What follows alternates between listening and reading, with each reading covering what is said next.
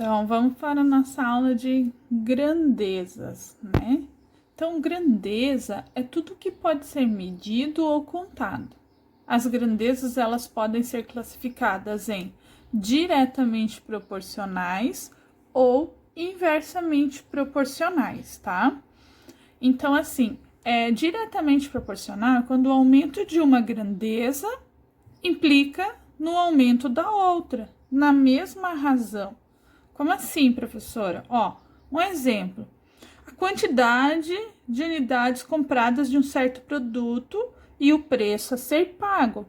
Por exemplo, se você comprar uma caneta a R$ 2, se você comprar 2 canetas, você vai pagar 4. Então, quanto você vai aumentando a quantidade, você aumenta o preço, a quantidade que você vai pagar. As duas estão aumentando, né? Tanto o produto quanto o valor a ser pago.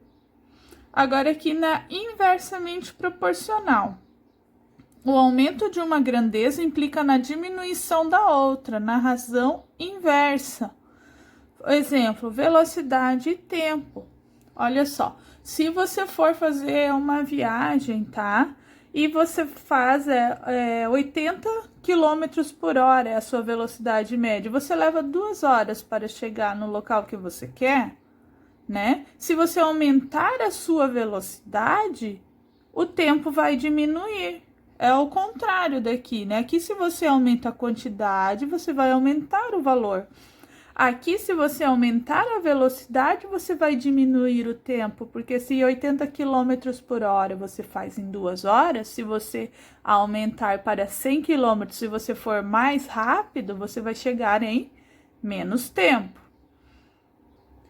Ó, quando a gente está falando nas grandezas, a gente sempre está falando na razão, né? Que uma está em razão da outra. Então, aqui, ó, vamos ver, né? Quando ela é diretamente proporcional, ó. A produção de peças em uma empresa por funcionários, vamos pegar esse exemplo. Um funcionário faz 20 peças, 2 funcionários faz 40 peças, 3 funcionários 60 peças. Ó, ele está aqui 1 para 2, né? Assim como está 20 para 40, ó. Aqui eu tenho já a fração 1/2. Se eu simplificar essa fração, se eu simplificar aqui por 20, aqui 20, eu vou chegar a 1/2 também. Estão vendo, ó? As duas razões são iguais, 1/2 aqui, 1/2 aqui. Eu posso dizer que essa razão aqui é 1/2, né? De 1 para 2 e de 20 para 40. Se eu pegar aqui, ó, 1/3, né? De 1 para 3, de um funcionário para 3, tá? Eu posso dizer que também está de 20 para 60. Aqui eu tenho a fração 1/3. Se eu simplificar 20 por 60, ó, também vai ficar 1/3, porque se eu simplificar por 20 aqui e 20 aqui, né? 20 dividido por 20 é 1, 60 dividido por 20 é 3. Então, ó, eu tenho a mesma razão, 1/3, tá? Então, por isso que ela é diretamente proporcional, tem a mesma proporção. Agora, quando ela é inversamente proporcional, ó, quantidade, vamos supor, exemplo aqui, quantidade de pedreiros e dias em uma obra. Ó, 2 pedreiros levam 6 dias para concluir uma obra. 4 pedreiros levam 3 dias. 6 pedreiros vão levar 2 dias, tá? Se a gente ver a razão, ó, de 2 para 4, eu vou ter aqui de 6 para 3, tá certo?